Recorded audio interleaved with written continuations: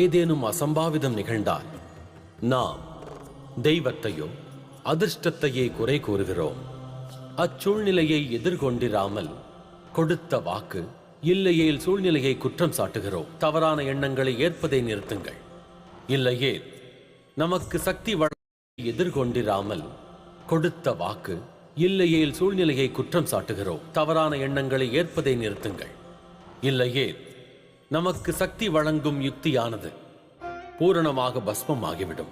ஜகத்தில் தீயவர்கள் இழைக்கும் தவறான காரியங்களை விட சிலர் மௌனம் காப்பது ஆபத்து. பல சமயங்களில் இந்த மௌனம் என்பது அண்ட சராசரத்திற்கும் அழிவை தரும். ஒருவேளை அவசியமெனில் மௌனத்தை களைந்து எதிர்த்து நில்லுங்கள்.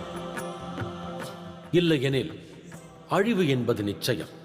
அதற்கு தங்களின் மௌனம் மட்டுமல்ல, தாங்களும்